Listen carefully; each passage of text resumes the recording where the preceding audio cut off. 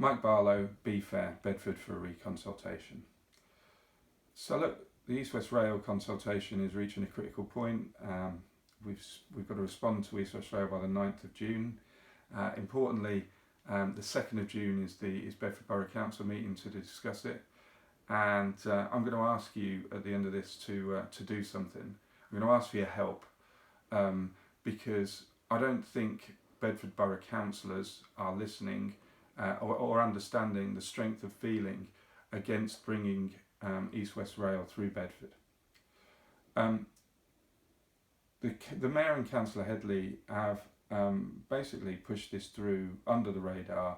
There was no public debate in 2019, there was no vote on it, there was very little information despite what the Mayor and Councillor Headley says, and they've basically pursued their own agenda with no recourse.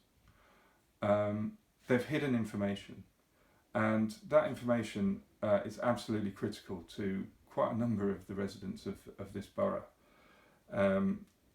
So Councillor Headley and the Mayor, they talk about, you know, myth and fantasy being propagated. Actually, I think it's their responsibility to make sure that the facts are communicated so that myth and fantasy doesn't take over. But that's by the by. So let's talk about some facts. So the first fact is East-West Rail knew about the 6-track option, which will cause the demolition of up to 100 premises back in November 2018. It was a Network Rail document that they had. Bedford Borough, so the Mayor and Councillor Headley, admit that they knew about it in, well, they're not quite sure whether it's the summer or July or August 2019. And the Mayor actually said in 2020 he thinks on Look East, but that was after he'd said the summer of 2019, so I'm a bit confused there. But we'll let him go on that one. So they knew in the summer of 2019, and the decision for the route was made in January 2020.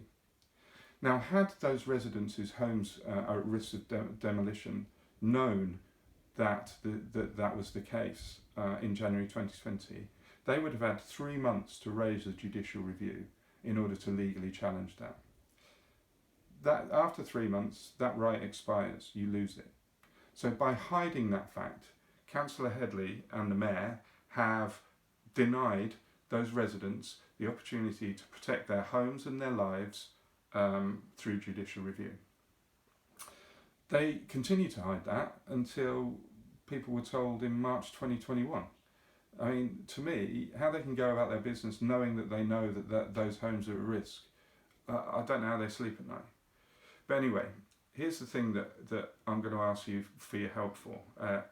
So what I'd like you to do is I'd like you to write to your borough councillor, regardless of which ward they're in, because Councillor Headley and the Mayor will presumably have given this information to the exec team. So any of those councillors that sit on the exec team should have known this. If they didn't, then I'd like to understand why those councillors are still supporting Councillor Headley and the Mayor, because there's actively hidden something that directly impacts the lives and homes of residents of Bedford. Or if they did know it, they've hidden it from the residents, which I guess is worse. I don't know, you make your own mind up. So look, here's the question I'd like you to ask. I'd like you to ask them, if East-West Rail are going to pursue their preferred option of a 6-track option through Bedford, which will result in the demolition of homes, are the councillors going to support the demolition of those homes? Or are they going to support pushing back to EWR on the basis that this is new information and ask them to reconsider their selection of Route E through Bedford? I think they should be doing the latter.